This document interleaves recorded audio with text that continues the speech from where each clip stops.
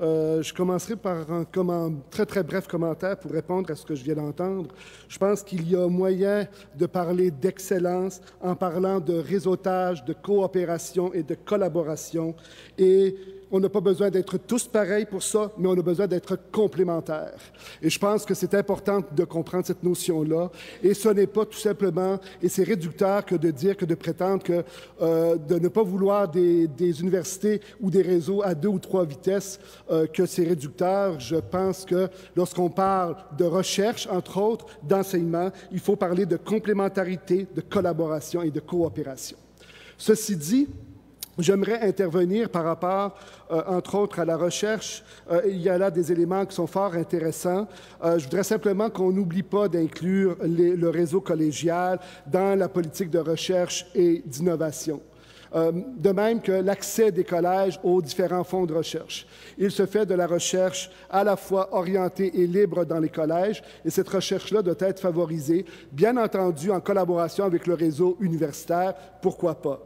Et j'aimerais profiter de mon intervention pour souligner quand même une chose importante. Lorsqu'on parle de recherche au collégial, on ne parle pas simplement de la recherche faite dans les centres collégiaux de transfert de technologie. Il y a aussi des centres de recherche et d'autres types de recherche qui doivent être aussi reconnus au réseau collégial.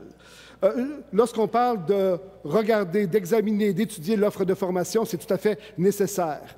Et l'offre de formation, non seulement à l'enseignement régulier, mais à la formation continue, incluant aussi la formation à distance pour permettre un meilleur développement, une meilleure répartition des programmes, et ça à travers tout le Québec.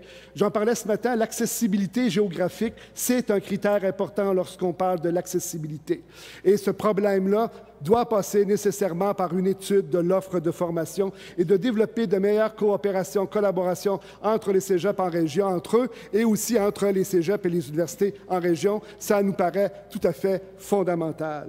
Et de privilégier des arrimages, de meilleurs arrimages, DEC, BAC, ça aussi, ça nous apparaît tout à fait essentiel. Comme de meilleurs arrimages même entre les AEC et les DEC, c'est nécessaire parce qu'il faut offrir aux gens la possibilité de s'inscrire maintenant dans un cheminement de formation qui va de la petite enfance jusqu'au milieu du travail et même plus davantage. Et je finirai par, bien entendu, parler de l'importance du financement de la formation continue.